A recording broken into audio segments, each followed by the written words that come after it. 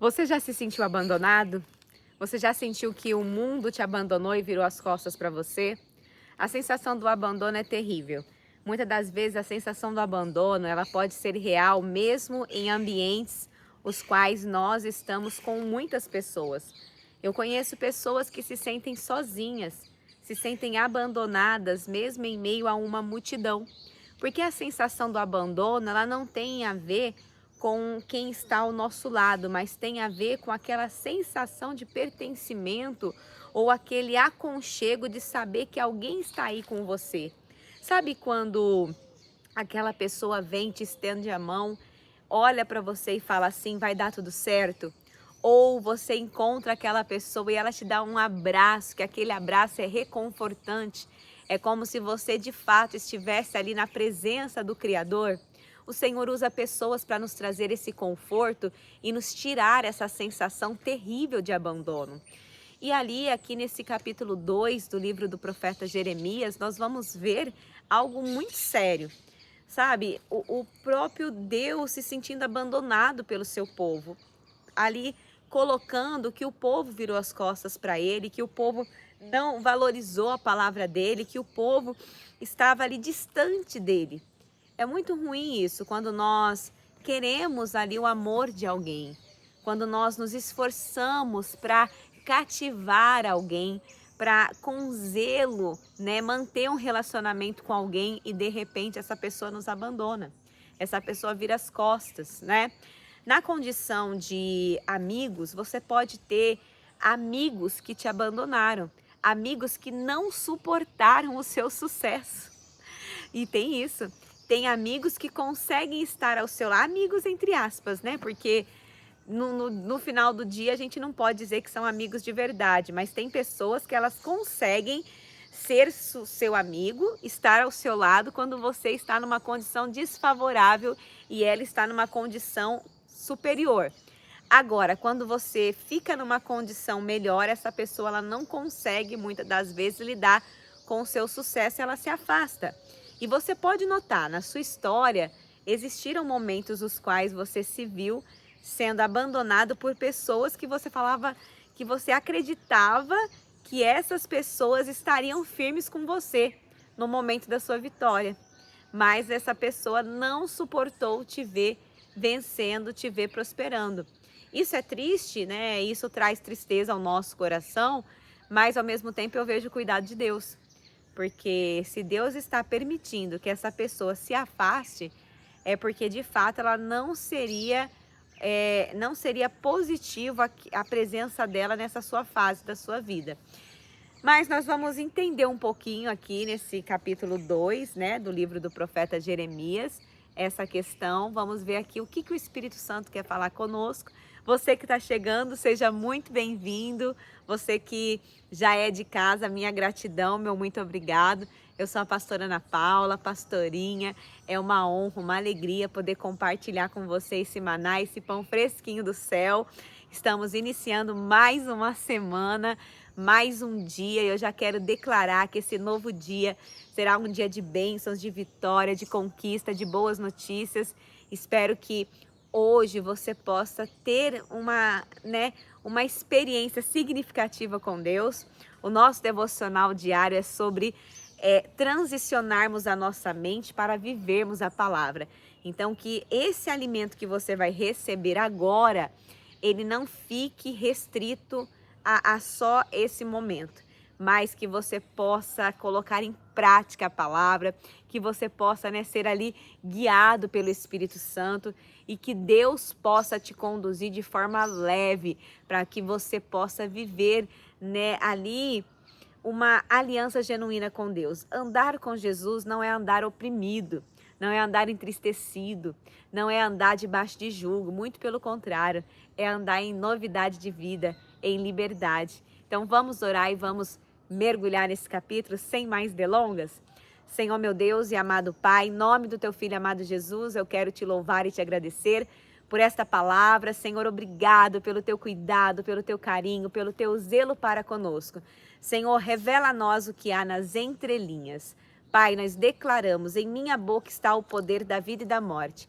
Falarei palavras de vida, não de morte, de saúde, não de enfermidade, de riqueza, não de pobreza, de bênção, não de maldição, porque em minha boca há um milagre. E o contexto bíblico vai falar sobre a infidelidade de Israel. Você gostaria que a pessoa que você ama, ela declarasse ali a fidelidade dela 95%? 98%? Não. Nós queremos o quê? A fidelidade 100%. Não é verdade? Quem é que vai se conformar ou se contentar? Ah, não, o meu marido ele pode ser 95% fiel a mim. Ah, não, ele pode... Não. A gente quer uma fidelidade genuína. E essa fidelidade genuína é a fidelidade que Deus quer que nós tenhamos para com Ele. E o contexto vai começar da seguinte maneira: a palavra do Senhor veio a mim. Vá proclamar aos ouvidos de Jerusalém. Então havia uma ordem, havia uma direção dada por Deus para que ele fosse declarar a palavra. Você sabe que você vive debaixo da direção de Deus. Então, se Deus te incomodou a fazer algo, não comece a colocar dúvida naquilo que você sabe que tem que ser feito. É muito triste quando a gente fica numa redundância de obedecer a Deus. Sabe, se você sabe que Deus está te direcionando, te ordenando a realizar algo, a falar algo, a fazer algo, faça de todo o seu coração. Faça conforme Jeremias vai nos direcionar aqui. Ele diz: eu me lembro de sua fidelidade quando você era jovem. Como noiva você me amava e me seguia pelo deserto, por uma terra não semeada. Israel, meu povo, era santo. O Senhor, os primeiros frutos de sua colheita. Todos os que devoravam eram considerados culpados, e a desgraça os alcançava, declara o Senhor. Ouça a palavra do Senhor, ó comunidade de Jacó, todos os clãs da comunidade de Israel.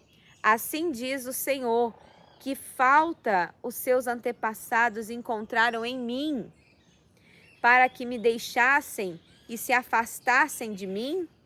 Eles seguiram ídolos sem valor, tornando-se eles próprios sem valor.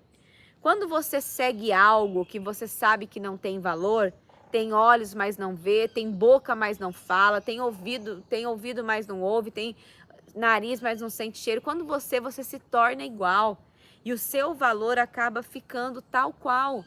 A gente precisa entender que quando a nossa fé está em Cristo, nós valorizamos quem somos e nós nos reconectamos com a nossa real identidade. Coisa linda, né?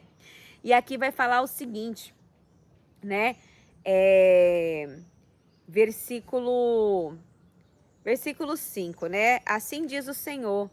Aí fala da falta, né? Que eu já tinha lido, e daí diz: eles seguiram ídolos sem valor, tornando-se eles próprios sem valor. Então, foi o que eu já havia lido, né? Versículo 6.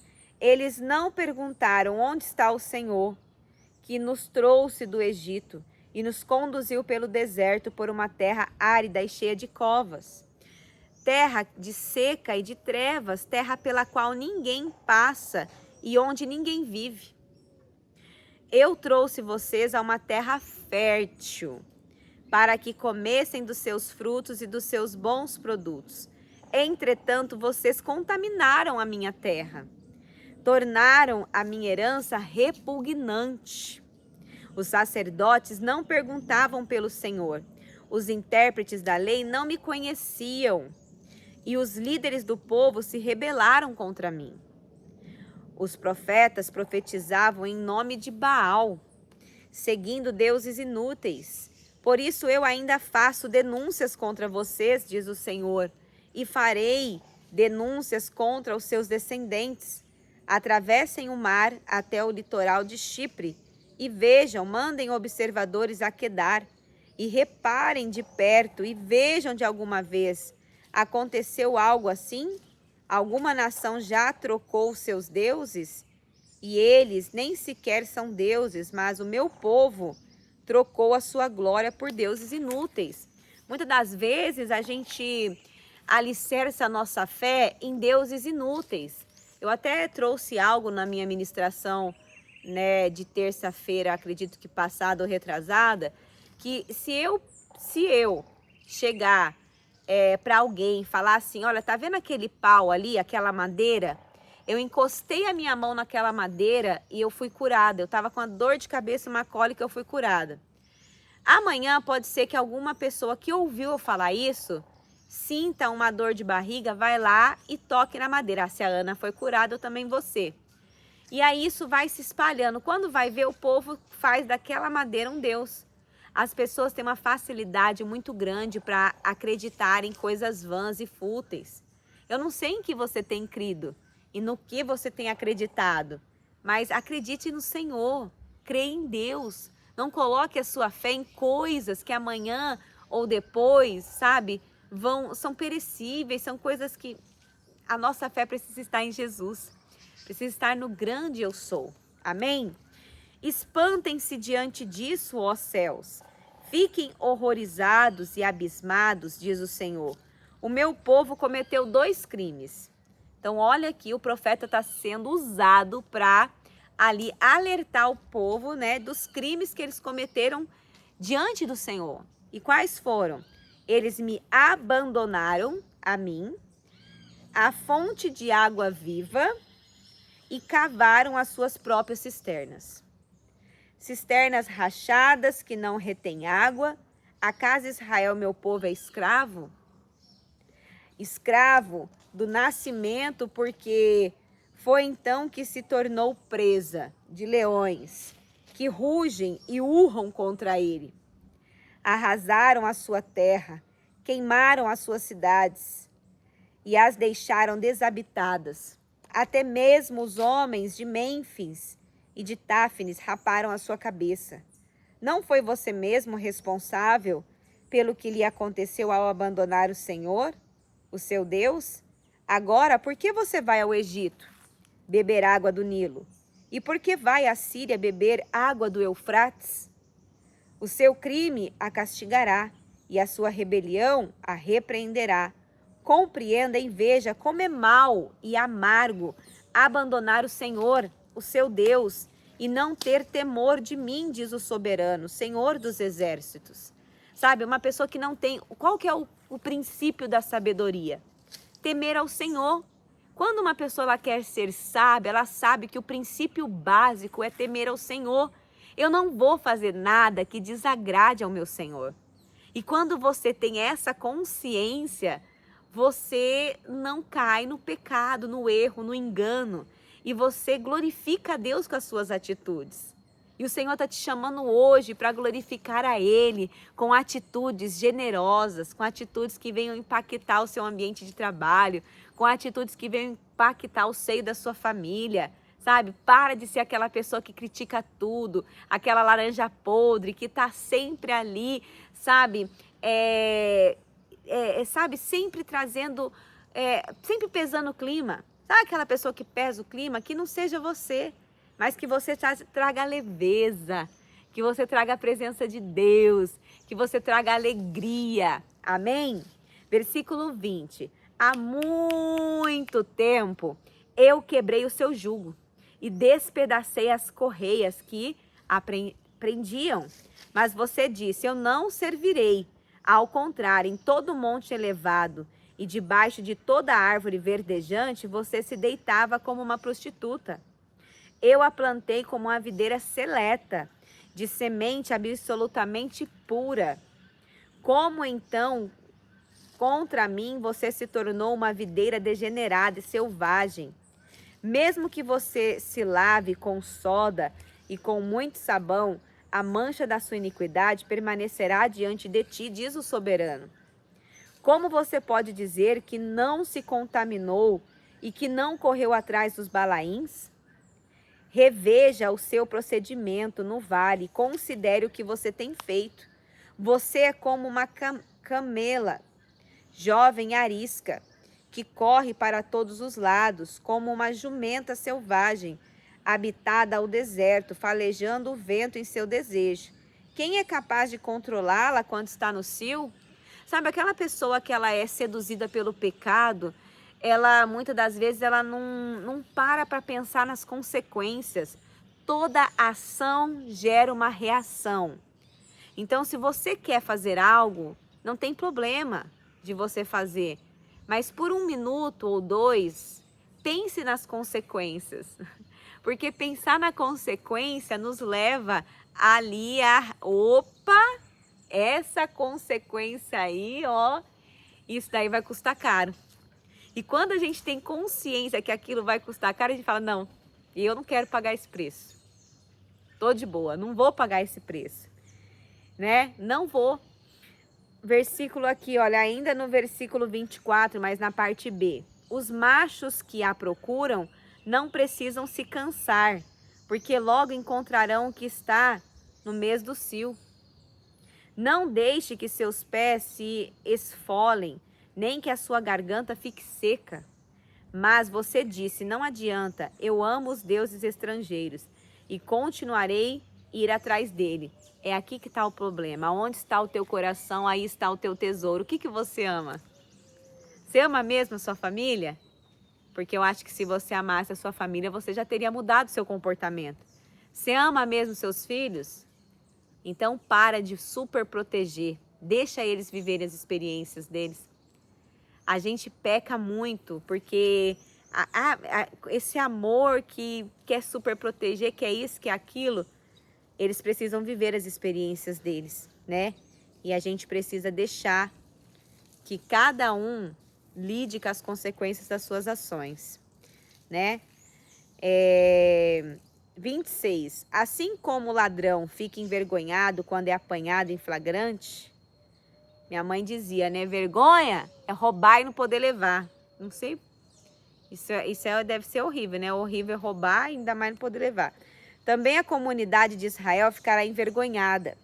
Seus reis e oficiais, seus sacerdotes e profetas, pois dizem a madeira, você é meu pai. Você já imaginou? A pessoa diz a uma madeira, você é meu pai, e a pedra, você me deu a luz. Voltaram para minhas costas e não o rosto. Mas na hora da adversidade dizem, vem, salva-nos. Na hora da adversidade, né? Na hora que a coisa pega, aí lembra de Deus, aí lembra que só há um caminho, né? Aí lembra. E onde estão os deuses que você fabricou para si? Que eles venham, se puderem, salvá-la na hora da adversidade, porque seus deuses são tão numerosos como as suas cidades, ó Judá. Por que vocês fazem denúncias contra mim? Todos vocês se rebelaram contra mim. Declara o Senhor. De nada adianta castigar o seu povo, eles não aceitaram a correção. Tem gente que ela quer a bênção e ela quer a provisão, mas ela não quer a correção. É um pacote. Você vai aceitar o pacote todo? Amém, aleluia. Senão, a sua espada tem destruído seus profetas como um leão devorador. Vocês desta geração consideram a palavra do Senhor. Tenho sido um deserto para Israel, uma terra de grandes trevas, porque o meu povo diz, nós assumimos o controle, não mais viveremos a ti.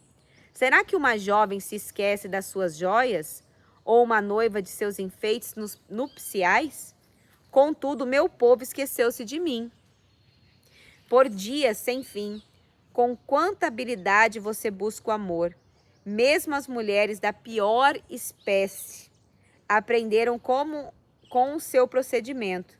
Nas suas roupas encontrou-se o sangue de pobres inocentes. E não foram flagrados arrombando casas. Contudo, apesar de tudo isso, você diz, sou inocente. Ele não está irado comigo, mas eu passei sentença contra você, porque você disse que não pecou. Por que você não leva a sério a sua mudança de rumo? Você ficará decepcionada com o Egito? Como ficou a Síria, você também deixará aquele lugar com as mãos na cabeça? Pois o Senhor rejeitou aqueles em quem você confia e não mais receberá a ajuda deles, né? Por que você não leva a sério a sua mudança de rumo? Versículo 36. Leve a sério a sua mudança, leve a sério a sua vida com Deus, leve a sério os compromissos que você precisa ter com a palavra, leve a sério a sua meditação diária, leve a sério os seus momentos de oração, leve a sério o seu jejum semanal, leve a sério a sua vida com Deus. Você não é né? Qualquer um, você é filho de Deus, você é representante do Senhor aqui nessa terra. Nós somos usados para marcar esse tempo, essa geração. Nós somos importantes para o reino de Deus. Lembre-se de quem você é. Você é filho de Deus. Você é imagem e semelhança do Todo-Poderoso. Você acha que nós somos pouca coisa? Lógico que não. Só que nós temos que ter a consciência disso, que nós somos mais que vencedores em Cristo Jesus e que somos escolhidos. Você é um escolhido. Ei, não adianta eu colocar minha Bíblia debaixo do meu braço e eu ali ter um discurso muito bonito, mas eu sair aqui só fazendo atrapalhada. Eu preciso me posicionar e agir como uma pessoa que tem amor, que transborda alegria. As coisas vão ser o tempo todo, uhul! Não vai. Mas é um dia de cada vez, sabe? Eu glorifico a Deus por eu estar de pé aqui agora, podendo ministrar essa palavra. Por mais esse dia que o Senhor nos proporcionou, sabe? Isso é motivo para a gente glorificar a Deus. Você já esteve doente? Você já esteve impossibilitado de fazer algo em cima de uma cama? Você já ganhou neném você teve cesárea? E ali você tem aquela cesárea e você mal consegue se mexer com aqueles pontos, com aquela... Sabe? Você já passou por situações de fragilidade extrema? É terrível, não é? Porque você não quer depender dos outros, você quer ficar bem, mas de repente... Agora eu falo para você, Deus tem muito para mim e para você. Deus quer que nós venhamos viver coisas boas, lindas, agradáveis. Então se firma no Senhor. Amém? Vamos orar, Aninha? Vem cá aqui comigo, só vou orar. E você só com a mãozinha aqui. Depois você vai me ajudar a pôr roupinha no varal. Ai, que isso. Não quero. Não? O que você quer? Roupa Então vamos aqui, ó. da mulher. Vamos lavar a roupa do seu bebê. Vamos orar aqui com a mamãe. Coloca a mãozinha aqui. Fala shalom, pessoal. Shalom. Então vamos lá. Tá com a blusinha que nem a mamãe, ó. Né, ó? Mãe e filha, ó. Então vamos lá. Só intercede aí, tá bom? Senhor, meu Deus e amado Pai, em nome do teu Filho amado Jesus, nós queremos te pedir que o Senhor nos dê uma boa semana, uma semana de bênção, de vitória, de conquista, que o Senhor abençoe os nossos passos, que o Senhor nos guarde, que o Senhor nos proteja, que o Senhor nos livre do homem mau e sanguinário, que o Senhor abençoe as pessoas que nós amamos, as nossas famílias, os nossos amigos, que o Senhor esteja conosco, papai, abençoando esse irmão, essa pessoa do canal, com muita saúde, com bênção sem medida, Senhor. Nós já te louvamos e te agradecemos por tudo. Amém, graças a Deus, aleluia. Lâmpada para os meus pés é a palavra do Senhor e luz que clareia o nosso caminho. Que Deus abençoe poderosamente o seu dia, a sua vida. Shalom! Beijo, gente!